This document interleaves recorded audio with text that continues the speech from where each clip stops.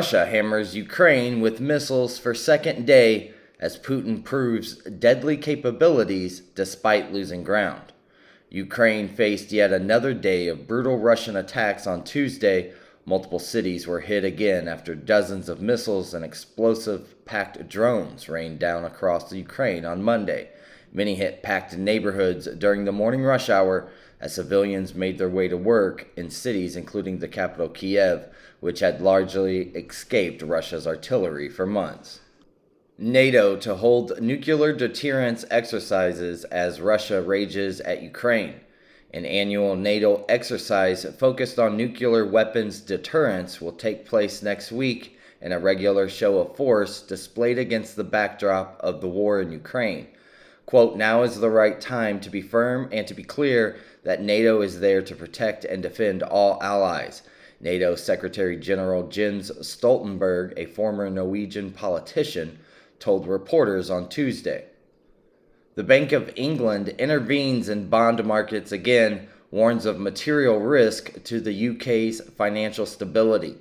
The Bank of England on Tuesday announced an expansion of its emergency bond buying operation as it looks to restore order to the country's chaotic bond market. The central bank said it will widen its purchases of the United Kingdom government bonds, known as gilts, to include index-linked gilts from October 11th until October the 14th.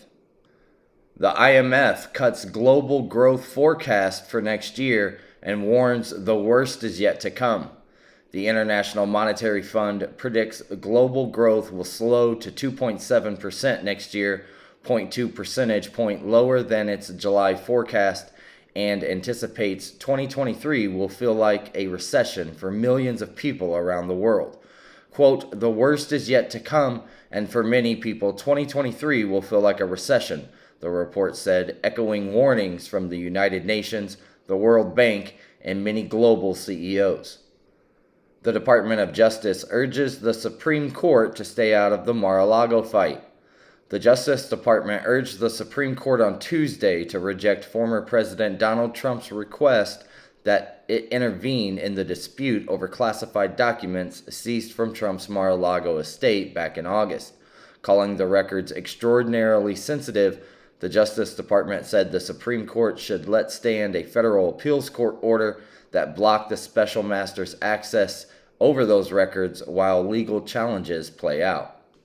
Tulsi Gabbard leaves the Democratic Party, denounces elitist cabal of warmongers. Former Hawaiian Representative Tulsi Gabbard announced she is leaving the Democratic Party, denouncing the lawmakers on the left for promoting policies that, quote, racialize every issue and stoke anti-white racism. In a video announcement released on Tuesday, Gabbard called on other members of the party to abandon the Democratic Party, accusing the left of only protecting the, quote, powerful elite. President Biden is about to turn 80, but don't expect any blowout birthday bash. It will be a birthday like no other in the White House history, but those inside of 1600 Pennsylvania Avenue are not keen on having a blowout celebration.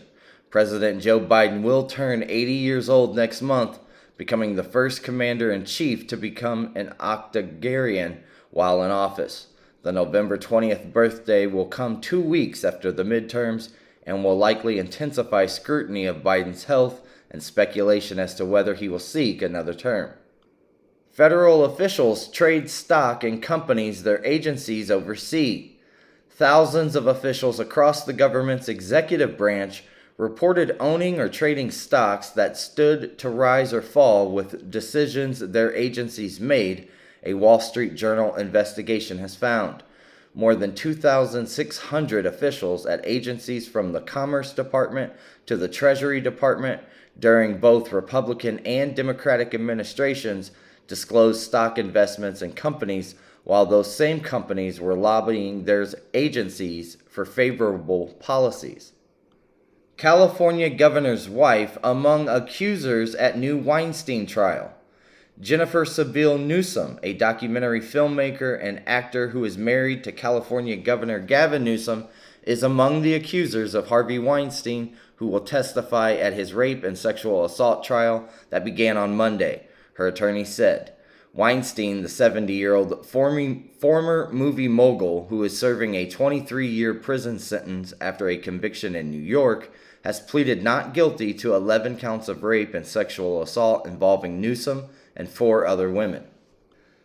Police say man robs a bank with a finger gun, armed with only his finger in a shape of a gun tucked under his shirt. A Florida man yesterday robbed a bank, but was later arrested within 10 minutes of pulling off the $120 heist, according to a police report. Paul James Sinclair, 56, entered a Chase Bank branch in Seminole, Florida around 1:25 p.m. on Monday. After the bank employee handed over $120, Sinclair fled the crime scene, according to a criminal complaint. Sinclair, who cops describe as a transient, was arrested at 1:36 p.m. and charged with robbery. He is being held in the county jail in lieu of $10,000 bond on the felony count. Angela Lansbury, Murder, She Wrote, and Beauty and the Beast star, dies at age 96.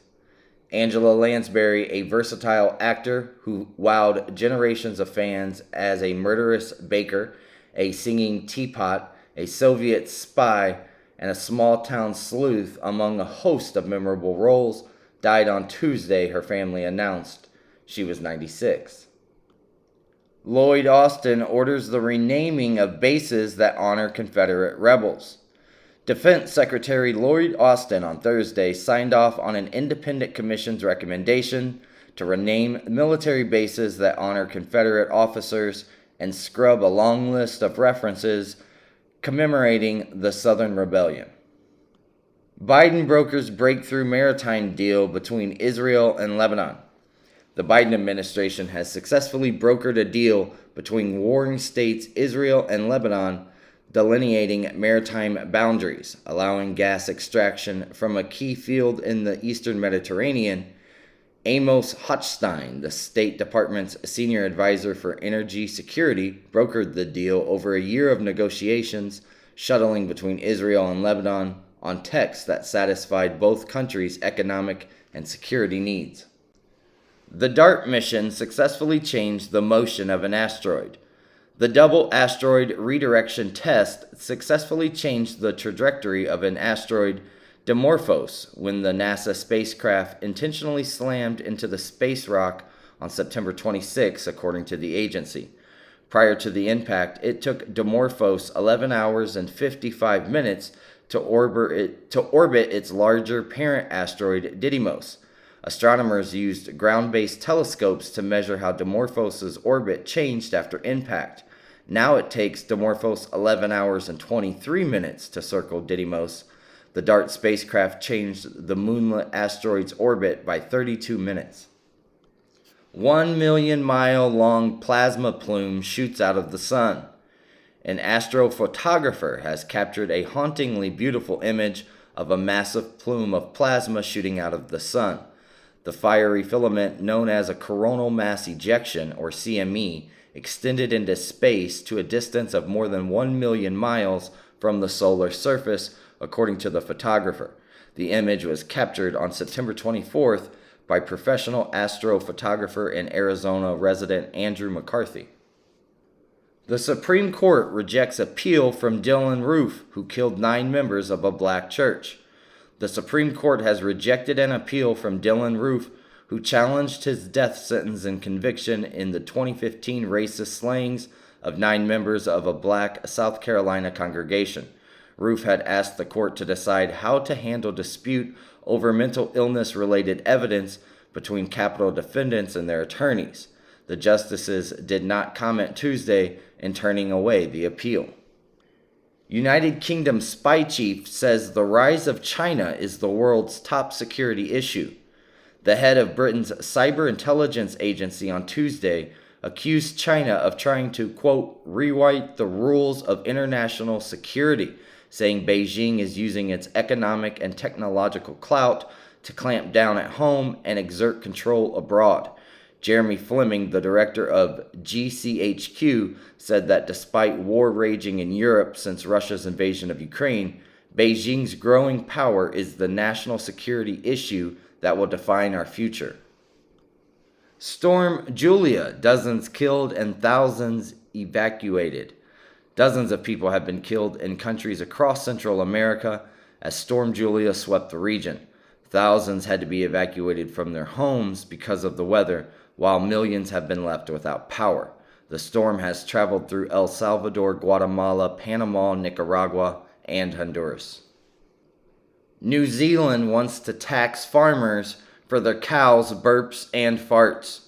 Prime Minister Jacinda Ardern confirmed at a press conference on Tuesday that her government will push ahead with a proposal to make farmers pay for their livestock's emissions in a bid to combat climate change.